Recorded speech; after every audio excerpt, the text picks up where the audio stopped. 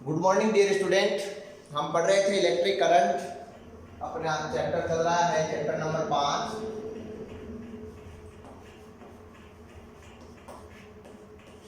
नाम है इसका इलेक्ट्रिक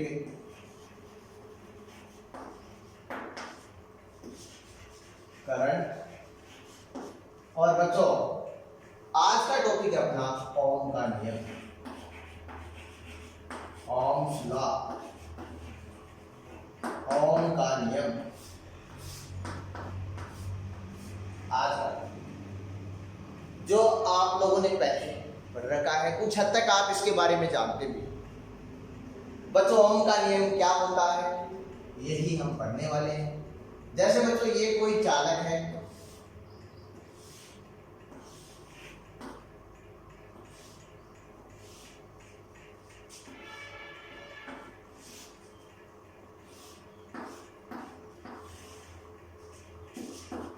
वी वोल्ट की विभवांतर की बैटरी है वो यहाँ पर जोड़ी गई है।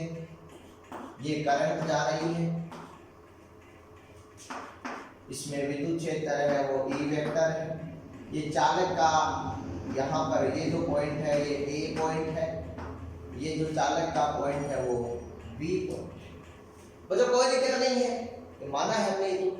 लेकिन हम ओम का नियम पढ़ने जा रहे हैं। ओम ने क्या बताया था, ओम का नियम में क्या था, ये सारी बातें हैं। बच्चों ओम ने आवेश के प्रवाह के बारे में नियम बताया था और विद्युत धारा के चालन को ही स्पष्ट किया था कि विद्युत धारा का चालन जो होता है वो किस प्रकार से बढ़ता है, किस रूप में बढ़ता है और किसे बढ़ाने पे बढ़ता है, ये सारी बातें हैं। और कब इसमें रुकावट आती है ये ओम ने बताया था। तो बच्चों ओम ने वैसे ओम का जो नियम है वो वैज्ञानिक ओम के नाम पे ही है। वैज्ञानिक थे ओम जिन्होंने स्तर भौतिक अवस्थाओं पे बच्चों देखना ओम का नियम क्या था।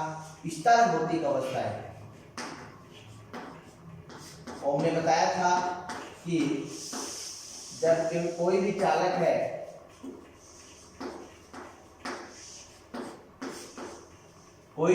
है अपने पास में स्तर भौतिक अवस्था पे होता है। स्तर भौतिक अवस्था का मतलब ये होता है बच्चों जैसे ताप है, दाब है, आयतन है, द्रव्यमान है, ये सब क्या होते हैं नियम। उस स्थिति में हम उस चालक को कहते हैं कि वो स्तर भौतिक अवस्था में है। आई बच्चों बात समझ में, जब ये सारी चीजें क्या होती है नियत होती है। तो ओम ने ये बताया कि जब ताप, दाब, आयतन, द्रव्यमान आदि सभी भौतिक अवस्थाएं स्तर होती है तो चालक से प्रवाहित होने वाली धारा, क्या बताया कि चालक से प्रवाहित होने वाली धारा चालक के सिरों के मध्य में जो विभवांतर होता है उसके समानुपाती होती। क्या बताया उन्होंने कि इस कंडीशन में हम जितना ज्यादा विभव लगाएंगे, जितना ज्यादा विभवांतर लगाएंगे तो उतनी ही ज्यादा चालक से धारा प्रवाहित होगी। बच्चों अब सबसे बड़ी चीज ये आती है कि हर चालक में ऐसा होता है क्या, नहीं होता है बच्चों। हर चालक में ऐसा नहीं होता है। कहने का मतलब ओम का नियम पूर्णतया सत्य नहीं है। आई बच्चों बात समझ में, ओम का नियम हम हर जगह अप्लाई नहीं कर सकते हैं, ठीक है ना बच्चों, कोई दिक्कत नहीं होनी चाहिए। ओम के नियम का जो ये रूप होता है इस रूप को हम स्थूल रूप कहते हैं। कौन सा रूप कहते हैं, स्थूल रूप कहते हैं। स्थूल का मतलब आप जानते होंगे बच्चों मैक्रो, 11th क्लास में आपने पढ़ा है ना। स्थूल का अध्ययन हम यांत्रिकी में करते हैं बच्चों। यांत्रिकी हमें 11th में बहुत पढ़ी है। और दूसरा एक नाम आपने सुना होगा शायद बच्चों सूक्ष्म, जिसको हम माइक्रो कहते हैं, जिसको भी हम पढ़ते हैं यांत्रिकी में ही है। लेकिन कौन सी यांत्रिकी में पढ़ते हैं, क्वांटम मैकेनिक्स में पढ़ते हैं, क्वांटम यांत्रिकी में पढ़ते हैं, इन्हीं के आधार पे। तो ये जो यांत्रिकी जो है क्लासिकली जो है, क्लासिकल में ये ओम का नियम जो है वो पूर्णतया लागू होता है। लेकिन मैकेनिक्स जो क्वांटम मैकेनिक्स है, सूक्ष्म जहां आता है वहां पर कई जगह ये लागू नहीं होता है। तो ओम ने क्या कहा, ओम ने ये कहा कि किसी चालक के सिरों के मध्य जो लगाया गया विभवांतर है वो जितना ज्यादा होगा धारा उससे उतनी ही ज्यादा प्रवाहित होगी। इस नियम को ही बच्चों हम क्या कहते हैं, ओम का नियम कहते हैं। शायद समझ में आया होगा आप लोगों के। अब बच्चों बात करते हैं कि ये जो विभवांतर है ये आप बोलोगे कि सर जी जैसे बढ़ाते हैं क्या बिल्कुल धारा का मान बढ़ेगा? बिल्कुल, ओम ने तो यही बताया था, ओम के अकॉर्डिंग तो यही होता है कि धारा का मान बढ़ता जाएगा जब विभवांतर का मान बढ़ाया जाएगा। चालक के सिरों के मध्य में जो विभवांतर है उसका मान बढ़ाया जाता है तो धारा का मान ऑटोमेटिक बढ़ता जाता।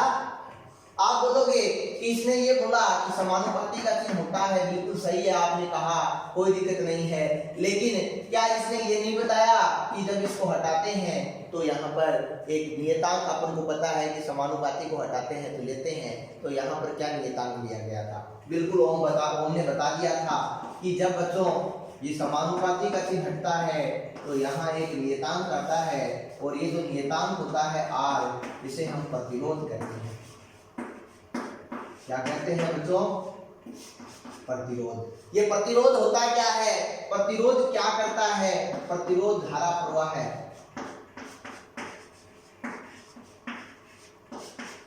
में बाधा उत्पन्न करता है।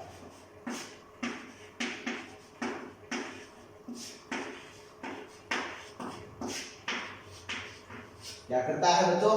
धारा प्रवाह में बाधा उत्पन्न करता है। कौन? प्रतिरोध।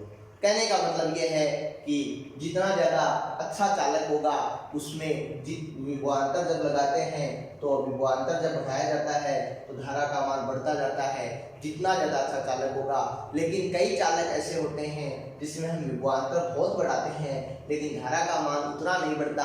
विभवांतर में जितना विभवांतर बढ़ा रहे हैं उतना धारा का मान नहीं बढ़ता, कुछ कम बढ़ता है। इसका मतलब ये है, बढ़ता तो है लेकिन कम बढ़ता है, इसका मतलब ये है कि उसका प्रतिरोध क्या है? कुछ है, धारा में जो बाधा उत्पन्न हो रही है वो अत्यधिक उत्पन्न हो रही है। आई बच्चों बात समझ में? V बराबर क्या आ गया? RI आ गया या IR बोल सकते हैं, कोई दिक्कत नहीं है, नो डाउट। अब बच्चों बात करते हैं कि ये जो प्रतिरोध बोला, ये जो R है इसकी डेफिनेशन तो आपने बता दी। चलो कि धारा प्रवाह में जो बाधा उत्पन्न करता है वो प्रतिरोध कहलाता है। चालक का गुण है वैसे ये कि चालक का वह गुण या चालक में वह गुण ही बोलते हैं, वैसे चालक का वह गुण जो क्या करता है, धारा प्रवाह में बाधा उत्पन्न करता है, प्रतिरोध कहलाता है। तो प्रतिरोध बच्चों अपने चैप्टर में अगली हेडिंग प्रतिरोध की आएगी, वहां पर हम थोड़ा सा और विस्तृत रूप से पढ़ेंगे। ये प्रतिरोध जो होता है, क्या आप बोलोगे कि ये मात्रकहीन या विमाहीन राशि हो सकती है? नहीं हो सकती बच्चों। क्यों नहीं हो सकती? क्योंकि यहाँ से अगर हम R का मान निकालें तो क्या आता है? V/I आता है, और V/I आता है तो आपको पता है V का मात्रक क्या होता है? वोल्ट, और I का मात्रक क्या होता है? एम्पियर। तो प्रतिरोध का मात्रक क्या हो गया? वोल्ट पर एम्पियर। लेकिन जो ये ओम थे ना, इनके सम्मान में प्रतिरोध का ऐसा ही मात्रक है, वो क्या दिया गया बच्चों? ओम दिया गया। और इस ओम का सिंबल जो होता है ना वो कुछ इस प्रकार से होता है, ये ओम का सिंबल होता है। आई बच्चों बात समझ में? ये था कौन सा? ओम के नियम का कौन सा रूप था? स्थूल रूप। आई बच्चों बात समझ में? अब बात करते हैं ओम के नियम का सूक्ष्म रूप। ये रूप तो हमने पहले पढ़ लिया है 10वीं क्लास में। सूक्ष्म रूप जो चलता है वो हमने नहीं पढ़ा है बच्चों। वैसे बात की जाए प्रायोगिक रूप से परीक्षण करके देखें तो हम इसका प्रैक्टिकल भी करने वाले हैं। 12वीं की एग्जाम में प्रैक्टिकल एग्जाम, प्रायोगिक में प्रैक्टिकल है इसका ओम के नियम का। वहां भी देखेंगे कि जब V और I का मान बढ़ाया जाता है इस प्रकार से, ये है जैसे हम V का मान बढ़ाते हैं तो आप बोलोगे कि I का मान भी इस प्रकार से बढ़ता जाता है। यहाँ पर हम क्या निकालते हैं? इसकी स्लोप भी निकालते हैं। स्लोप का मतलब ढाल, आप जानते हो मैथमेटिक्स में तो tan थीटा की फॉर्म में निकल के आती है। उसका मान यहाँ से आप देख सकते हो लंब बटे आधार। लंब का मान कितना? यहाँ दो बिंदुओं के बीच में विभव में अंतर मतलब डेल्टा V, आधार दो बिंदुओं के बीच में धारा में अंतर मतलब डेल्टा I। तो ये निकल के आती है ढाल, जो किसको प्रदर्शित करती है? प्रतिरोध को प्रदर्शित करती है। तो इसमें बाधा उत्पन्न होती है उसी को प्रदर्शित करती है। आई बच्चों बात समझ में? आगे बढ़ते हैं। आगे हम बढ़ते हैं ओम के नियम का सूक्ष्म रूप। तो फिर यही चल रहा है ओम का नियम भी, लेकिन ओम के नियम का कौन सा रूप बनने वाले हैं?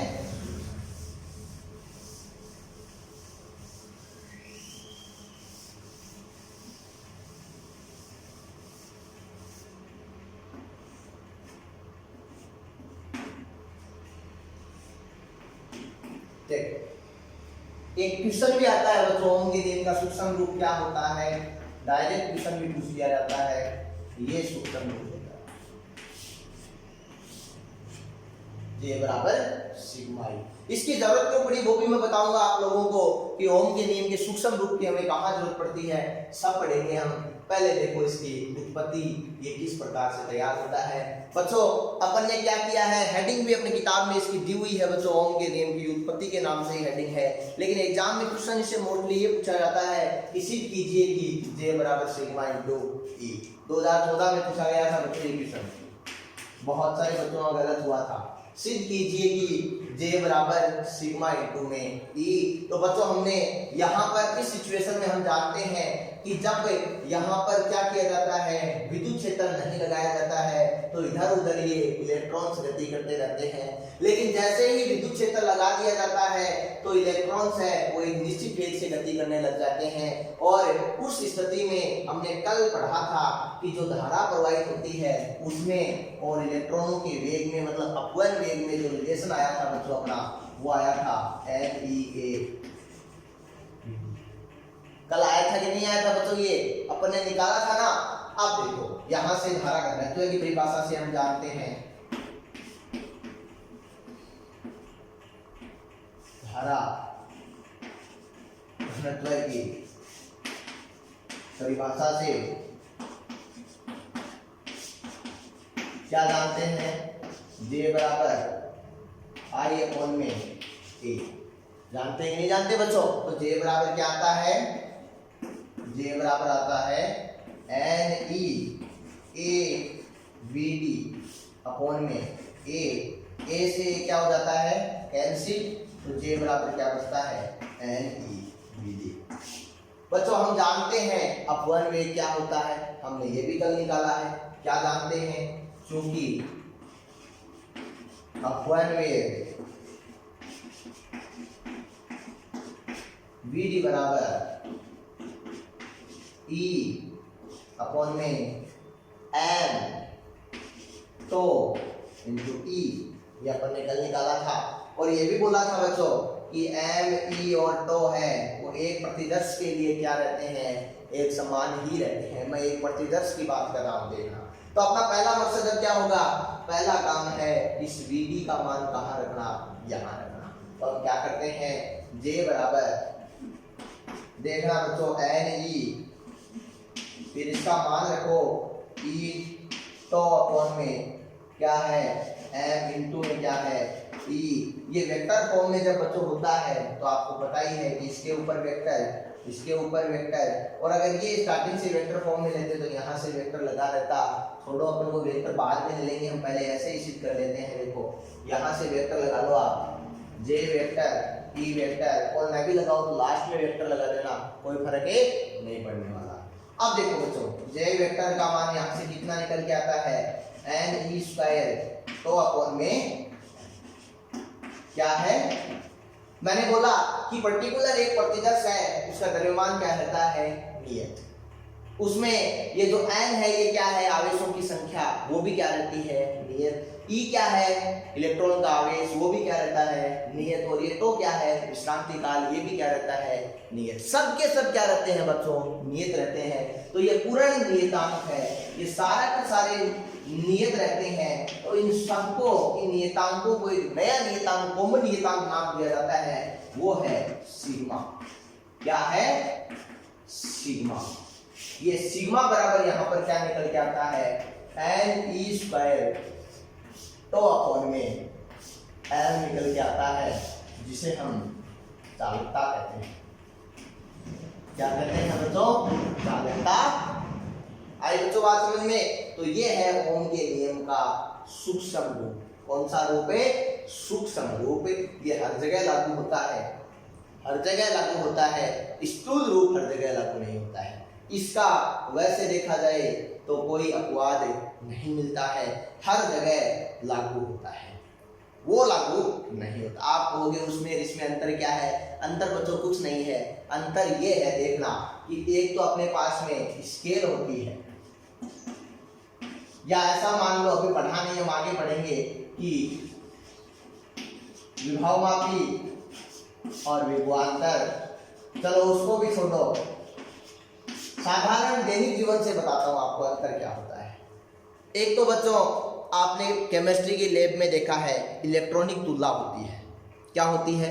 इलेक्ट्रॉनिक तुलना, जो वजन को मिलीग्राम में मापती है कि नहीं मापती? मिलीग्राम में। और दूसरी, आप दुकान पे, परचून की दुकान पे सामान खरीदने के लिए जाते हो, किराने की दुकान पे जाते हो, और वहां से आप देखते हो तो इलेक्ट्रॉनिक कांटा होता है, वो किस में मापता है? ग्राम में। वो मापता है 12.750 ग्राम हो गया, मतलब 12 किलो 750 ग्राम हो गया। आई बात समझ में? वो उसमें माप रहा है। अब उसमें क्या होता है कि ग्राम में ही अंतर होता है। कितना वेरिएशन हो गया मिलीग्राम में और ग्राम में मिला के? अपन को पता है ना कितना हो गया, 1 ग्राम में कितने मिलीग्राम, ठीक है ना? कितने का हो गया भाई? यहां तक हो सकता है 100 mg। एक जैसे किलोग्राम में मापने वाली है, दूसरी मिलीग्राम में मापने वाली है, तो आपको पता है 1000 मिलीग्राम तक उनमें क्या हो सकता है? वेरिएशन हो सकता है। इसी प्रकार से कि ये छोटे से छोटे रूप में, मतलब अपन को किसी भी प्रतिदर्श के कोई भी चालक है उसकी हमें क्या करना हो, सारी की सारी भौतिक जानकारियां प्राप्त करनी हो। समझ में आई बच्चों बात? सभी की सभी भौतिक जानकारियां प्राप्त करनी हो तो अच्छे तरीके से बिना त्रुटि के तो हम इस रूप से करते हैं, सूक्ष्म रूप से। और ठीक है, और अपना काम निकालना हो साधारणतया, कम खर्चे में हमें सारा काम करना हो तो हम स्थूल वाला काम है कर देते हैं। ठीक है, तो ये स्थूल में और सूक्ष्म, स्थूल का मतलब बड़े स्तर पे और सूक्ष्म का मतलब छोटे स्तर पे। वैसे ये भी आप मीनिंग समझ सकते हो अपनी भाषा में। ठीक है, तो ये था। तो अब बात करिए, अपने पास में नई चीज निकल के आ गई तो सिग्मा। क्या निकल के आई? सिग्मा, चालकता। तो यहां से नया एक शब्द आ गया चालकता, उसकी परिभाषा भी आपके पास में आ गई। परिभाषा आपके पास में यहां से क्या आई कि सिग्मा बराबर क्या? J/m। आज परिभाषा आएगी तो सोरो काम है आई को नहीं भी मैथमेटिकल रूप में यहाँ परिभाषा निकाल दी। अब बात कराएगा मात्रा, क्या की बात करा? अठाऊ आपा सीधो तरीकों निकाल सका मात्रा क्या? ई को कोई मात्रा को है कोई नहीं हो। इलेक्ट्रॉन को आवेश मतलब कूलाम है, तो विश्रांति का समय मतलब सेकंड, ये क्या है? द्रव्यमान किलोग्राम। कूलाम को अपन क्या लिख सकते हैं? Ampere into second. तो यहां से ये किसके बराबर आता है? एम्पियर स्क्वायर, सेकंड की घात 3 और बटा में क्या आ गया? बोलो कोई दिक्कत है बच्चों? ये किसका मात्रक आ गया बच्चों? ये चालकता का मात्रक आ गया। किसका मात्रक आ गया? चालकता का मात्रक है। बात करें हम चालकता के मात्रक की विमा की, मतलब चालकता की विमा हम निकालना चाहें तो कैसे निकालते हैं? तो देखो n ये ऊपर जाएगा -1, फिर ये है क्या? सेकंड वाला L तो 0 है, सेकंड वाला 3 और A2, ये क्या आ गई? चालकता की विमा आ गई। आई बच्चों बात समझ में? बच्चों चालकता का जो अपोजिट होता है ना, ये जो चालकता का उल्टा होता है, या ऐसा भी लिख सकते हैं रो बराबर 1/, इसे हम प्रतिरोधकता कहते हैं। क्या कहते हैं? प्रतिरोधकता। चालकता के युद्धक्रम को हम लोग प्रतिरोधकता के नाम से जानते हैं। चालकता का युद्धक्रम जो होता है वो बच्चों क्या होता है? प्रतिरोधकता होता है। तो यहां से हम प्रतिरोधकता का मान भी निकाल सकते हैं, जस्ट उल्टा आ जाएगा। कहने का मतलब क्या आएगा? n/n² तो आएगा। और जब इसका मात्रक निकालेंगे तो क्या आएगा? किलोग्राम प्रति एम्पियर स्क्वायर सेकंड क्यूब आएगा। जब इसकी विमा निकालेंगे तो क्या आएगी? m1 L0 3 A-2 आएगी। बच्चों बोलो किसी प्रकार की इसमें कोई दिक्कत हो तो आप कमेंट में बता देना, मैं आपकी दिक्कत का समाधान, हर समस्या का समाधान करने की कोशिश करूंगा। इसके बाद में अगला टॉपिक अपने आता है, वो ये आता है कि प्रतिरोधकता का मान निकालते हैं हम लोग। क्या करते हैं, प्रतिरोधकता का मान निकालते हैं। किसके पदों में निकालते हैं, प्रतिरोधकता का मान प्रतिरोध के पदों में और लंबाई के पदों में, और दूसरी एक चीज और आती है, क्षेत्रफल के पदों में मान निकालने की कोशिश की जाती है। इसी फॉर्मूले से काम होगा, J बराबर सिग्मा ई से होगा। देखना कैसे निकालता है, आज तक आपने यही पढ़ा है कि रो बराबर क्या होता है और R बराबर क्या होता है, कि R जो होता है वो लंबाई के समानुपाती, क्षेत्रफल के समानुपाती, और रो एल और में ए, तो रो बराबर क्या होता है, रो बराबर क्या आ गया, आर ए बटा में। 10वीं क्लास में आपने ये सीधा पढ़ा। आज हम देखेंगे कि आया कहां से, ये स्थूल रूप सूक्ष्म रूप से आएगा बच्चों। एक बात और ध्यान रखना बच्चों, ये जो सूक्ष्म रूप है ना, ये कभी कभी स्थूल रूप भी कहलाता है। परीक्षा में क्वेश्चन आ जाए कि सूक्ष्म रूप J बराबर सिग्मा ई स्थूल रूप कब कहलाता है, आई ना समझ, मैंने क्या बोला कि सूक्ष्म रूप J बराबर सिग्मा ई जो है ना, वो स्थूल रूप कब कहलाता है, वो स्थूल रूप तब कहलाता है जब अपन को क्या करना होता है, चालकों की प्रत्यक्ष विद्युतीय मापन करने होते हैं। चालकों के प्रत्यक्ष विद्युतीय मापन करने होते हैं। तो क्या लिखोगे कि जो सूक्ष्म रूप है वो स्थूल रूप तब कहलाता है जब हम लोग चालकों के प्रत्यक्ष विद्युतीय मापन करते हैं। आई बच्चों बात समझ में, ठीक। अब देखो इससे सिद्ध करना पता है, आप इसको क्या लिख सकते हो, आइए कौन में, आई समझ में बात। सिग्मा को अपन लोग यहां से क्या लिख सकते हैं, अभी मैंने बताया सिग्मा और अपने बीच में जो प्रतिरोधकता है वो जस्ट आपस में क्या होते हैं, अपोजिट होते हैं। मतलब इसको आप वैसे एक बार सिग्मा भी ले लेने कोई दिक्कत नहीं है। ई का मान आप वोल्टेज की फॉर्म में, विभव की फॉर्म में क्या लिख सकते हैं, V अपॉन में। अभी तक कोई दिक्कत है नहीं है ना दिक्कत। अब देखो I अपॉन में ए, सिग्मा V का मान ओम के नियम से आप जानते हो क्या होता है, I से I कैंसिल हो गया ना, तो क्या निकल के आया, सिग्मा बराबर ये L ऊपर गया, ये R नीचे आया, ये A हो गया। यहां से आपको पता है इसका जस्ट अपोजिट क्या होता है, प्रतिरोधकता, तो 1 अपॉन में सिग्मा। तो क्या हो गया ये हो गया RA अपॉन में L, इसका मान आ गया प्रतिरोधकता का, जो आप ऐसे ही पढ़ते थे वो अपन ने यहां पर लिखा। ये है प्रतिरोधकता। कहने का मतलब कोई भी पदार्थ है उसका अगर क्षेत्रफल बढ़ाया जाता है तो प्रतिरोधकता बढ़ती है, और अगर क्षेत्रफल घटाया जाता है तो प्रतिरोधकता घटती है। आइए बच्चों बात समझ में, यहां से प्रतिरोध निकालें तो क्या हो गया, R बराबर रो एल अपॉन में ए, इस फॉर्म में आ जाएगा। कहने का मतलब जब लंबाई चालक की बढ़ाई जाती है तो प्रतिरोध बढ़ जाता है, और जब चालक को क्या किया जाता है, छोटा किया जाता है, क्षेत्रफल को कम कर दिया जाता है, तो क्या होता है, प्रतिरोध का मान बढ़ जाता है। यही तो होता है ना, लंबाई के समानुपाती और क्षेत्रफल के समानुपाती। सॉरी, लंबाई को बढ़ाया जाता है तो प्रतिरोध बढ़ जाता है, और क्षेत्रफल को जब बढ़ाया जाता है तो प्रतिरोध क्या हो जाता है, घट जाता है। मतलब जितना ज्यादा तार मोटा होगा उससे उतने ही ज्यादा आवेश प्रवाहित होंगे और उससे उतने ही ज्यादा करंट प्रवाहित होंगे। ठीक है बच्चों, तो ये हमने पढ़ा ओम का नियम। ओम के नियम के दोनों रूप पढ़ लिए, स्थूल रूप पढ़ लिया, सूक्ष्म रूप पढ़ लिया। हमने ये भी पढ़ा कि स्थूल रूप और सूक्ष्म रूप में क्या अंतर होता है। हमने ये भी पढ़ा कि सूक्ष्म रूप भी कभी स्थूल रूप हो सकता है क्या, तो हो सकता है, कब हो सकता है वो हमने पढ़ा। यहाँ पर प्रतिरोध कैसे आया वो हमने पढ़ा, यहाँ पर प्रतिरोधकता क्या होती है वो सारी बातें हमने पढ़ी। तो आज की क्लास में हम इतना ही पढ़ेंगे। धन्यवाद।